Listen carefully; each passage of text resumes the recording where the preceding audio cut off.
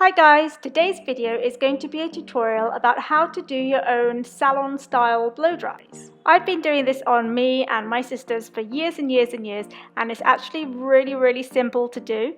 If you want to learn how to do this, then please keep watching. So starting off with damp hair, I'm just going to quickly show you that my hair is naturally thin. It doesn't matter how thin your hair is, I can guarantee you will get volume using this method. You want to make sure that your hair is not too wet before you start, so I towel dry the end a tiny bit. Have my highlight popping through there. So you need to make sure that it's damp enough but it's not too wet. And then I'm going to go in with argan oil. I normally apply around 3 drops and focus towards the ends of my hair, but sometimes I just put it all over my hair. Now this product does not make your hair greasy at all, it just adds a tiny bit of a shine. I started using it about 3 years ago and I've noticed that I've had no split ends. Then taking the Charles Worthington Body Boosting Mousse, I believe it is, I'm going to apply quite a generous amount to the tops, the sides and around the crown. This will help lift the roots.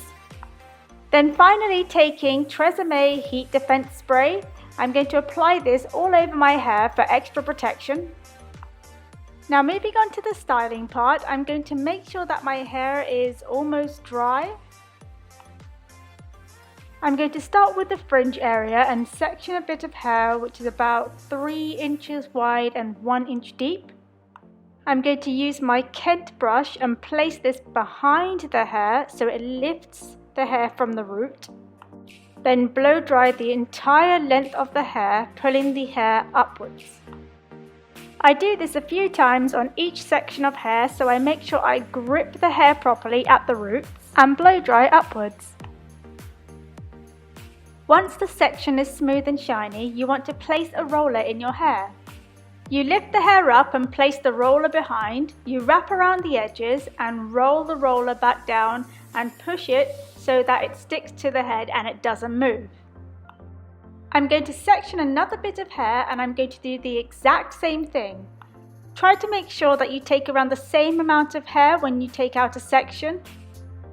Then taking the brush and placing it behind the hair, twisting the brush so the bristles grip onto the hair and blow dry upwards.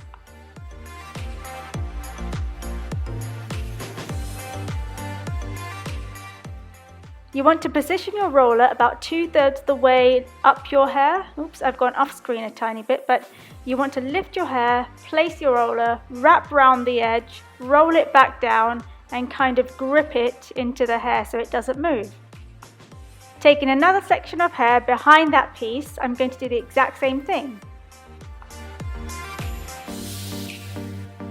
Placing the brush behind the hair, blow drying upwards, placing the roller behind, wrapping around the edge, rolling the roller down and then securing the roller.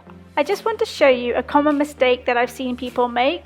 So they basically are very good with positioning the brush and blow drying the hair upwards, but when it comes to the roller, they don't hold their hair up, they hold it almost down. So what happens is that you have like a droopy kind of roller which doesn't lift up the root.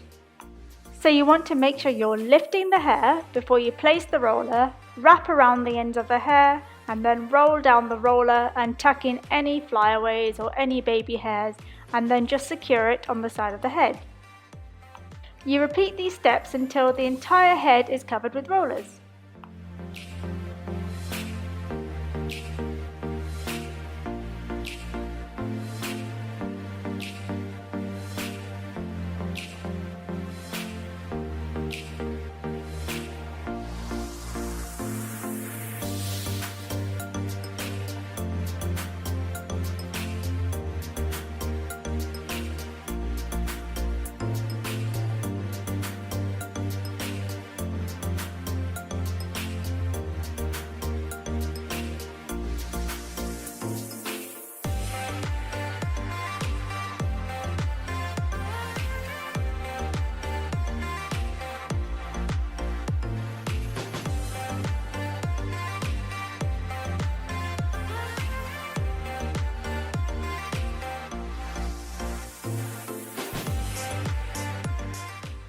Now I know it's really difficult to do the back section, so what I do is I split the hair into two sections, half to the left and half to the right, and then I try to work out sideways. For this part of the hair, it's not that important to get the lift like it is on the top. Essentially what you're aiming for is just to make the ends curl in nicely with the rest of the hair. Once you're done with that last bit of hair, you can leave this in for about 15 to 20 minutes, so when it properly cools down or whilst you're doing your makeup.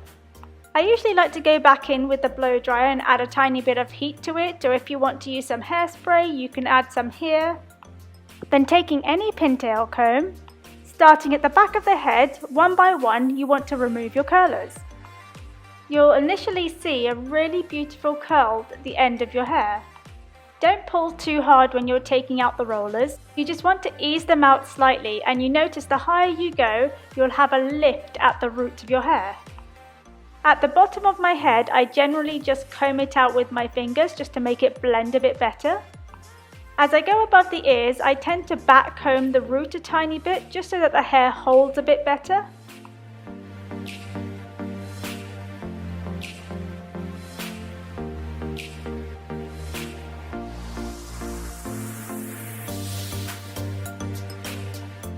You'll see at the end how this little flick at the end of the hair makes the whole look come together.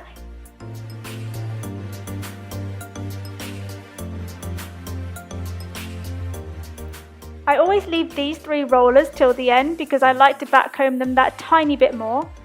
And once I've done that, I spread the hair a little bit just to make sure that there are no gaps either side.